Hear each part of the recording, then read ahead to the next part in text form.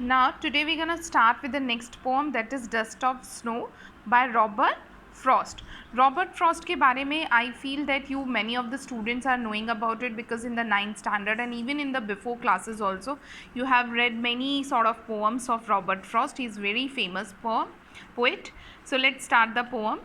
The way a crow shook down on me the dust of snow from a hemlock tree. Now here what happened, the poet is saying कि पहली बार the crow जो है वो bad ओमन के लिए माना जाता है, क्रो को कोई अच्छा नहीं मानता, इट सिंबलाइजेज द बैड ओमन. In the same manner hemlock tree को भी सैड माना जाता है. Okay, hemlock tree picture I will share it you. Hemlock tree को भी एक बैड ओमन जैसा मानते हैं, सैड मानते हैं. तो here he is saying that when the poet was standing under the hemlock tree, the way a crow, all of sudden कहीं से एक क्रो आता है, shook down on me. Shook down on me मतलब कि वो ट्री के ऊपर इस तरीके से बैठता है या कैसी उसकी मूवमेंट होती है जिसकी वजह से जो स्नो थी, डस्ट थी, स्नो की जो डस्ट थी फ्रॉम द हेमलॉक ट्री के ऊपर जो डस्ट थी वो मेरे ऊपर आके गिर जाती है. Has given my heart a change of mood. और ख़ुद पोएट जो था वो बहुत सैड था किसी कारण की वजह से, और इसीलिए वो चुपचाप खड़ा था, और ऑल ऑफ सडन वो सोचते सोचते कुछ उसके ऊपर जो डस्ट थी स्नो की वो गिर जाती है उसके ऊपर. अ चेंज ऑफ मूड, उसका ऑल ऑफ सडन एक मूड चेंज हो जाता है, वो सैड से हैप्पी हो जाता है. And saved some part of a day I had dreamed. और अब उसका जो वो इतनी देर से वो जो रिग्रेट कर रहा था किसी चीज़ को लेके, अब उसे रिग्रेशन नहीं रहा. So the here the poet is saying कि समटाइम्स व्हाट हैपन कि आप जब अपनी लाइफ में एक छोटा सा ब्रेक देते हो और इसको कंसिडर करते हैं हम लोग कि ओ माय गॉड, अब मैंने क्रो देख लिया, अब हमने बिल्ली देख लिया, अब हमने ये देख लिया, अब इसका मुंह देख लिया, उसका मुंह देख लिया है, and just thinking about it कि अब हमारा दिन खराब जाएगा. It's not like that. Sometimes it is also possible कि वही चीज़ें जिसको आप बैड ओमन समझते हैं, जिसको आप ख़राब समझते हैं, जिसको आप अपनी लाइफ में एंटर नहीं होना देना चाहते हैं, वही आपकी लाइफ में खुशियाँ ले आता है. So the moral of the story is this कि किस तरीके से एक क्रो जिसको हम सब अवॉइड करते हैं, हमने कभी नहीं देखा कि क्रो को कोई अच्छे ओमन्स के लिए बुलाता है ना, यहाँ है ना. तो इसी वजह से उसने कहा कि एक क्रो मेरी लाइफ में एकदम से उसने मेरा मूड चेंज कर दिया. हेमलॉक ट्री जिसको हम हमेशा सैड समझते हैं, उसने मेरा हार्ट चेंज कर दिया. ठीक है. So this is the explanation of the poem.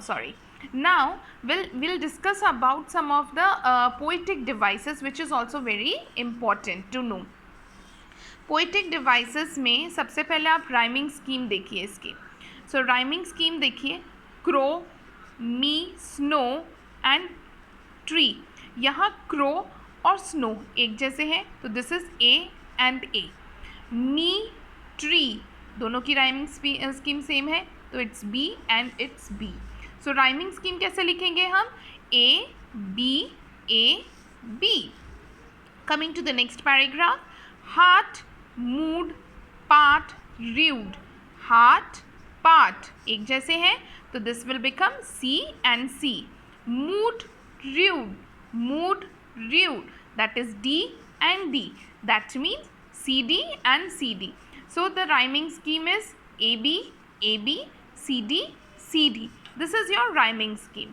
Now coming to the next part of this is one thing which has been used is enjambment. Enjambments क्या होते हैं कि जब कोई लाइन ख़त्म नहीं होती है और कंटिन्यू रहती है. For example I am explaining the way a crow. यहाँ पर कोई पंक्चुएशन मार्क आपको दिख रहा है? No, there is no punctuation mark and this sentence is continued with the second, third and fourth even. ठीक है. सो दिस इज़ enjambment कहते हैं जब एक सेंटेंस जो है बिना किसी पंक्चुएशन मार्क के ही सेकंड, थर्ड, फोर्थ, फिफ्थ में कंटिन्यू रहती है. सो द enjambment, इसको enjambment कहते हैं. I give you the in return also. Now second, third is your assonance. Assonance क्या होता है? वाउल साउंड का रिपीटेशन. जैसे फॉर एग्जाम्पल आप इसमें देखिए, शूक, ओ का साउंड आ रहा है. डाउन ऑन मी, ऑन ओ का साउंड आ रहा है. तो दैट मीन्स इसका मतलब क्या है? शूक डाउन ऑन मी, ये जो रिपीटेशन ऑफ वाउल साउंड है दैट इज ओ, यहाँ पर ओ साउंड का कंटिन्यूस वाउल साउंड का रिपीटेशन है, सो this is your assonance. Now in your next is alliteration. Alliteration क्या होता है, देखो, has, heart, this is alliteration. Alliteration का मतलब होता है सेम, एक ही लाइन में जब सेम वर्ड्स के रिपीटेशन हो. For example has, heart, saved, some, यहाँ एस के रिपीटेशंस हो रहे हैं, so this is alliteration of the same letter. ठीक है. और एक और चीज़ है दैट इज कॉन्सोनेंस. कॉन्सोनेंस का मतलब क्या होता है, जब एक ही वर्ड जो कॉन्सोनेंट साउंड है उसका रिपीटेशन होता है. फॉर एग्जाम्पल कि जब हम कहते हैं, ये रहा देखो, डे है ना, हैड डी, र्यूड डी, एक ही लाइन में आपका डी डी डी आ रहा है which is consonant sound, so this is consonance.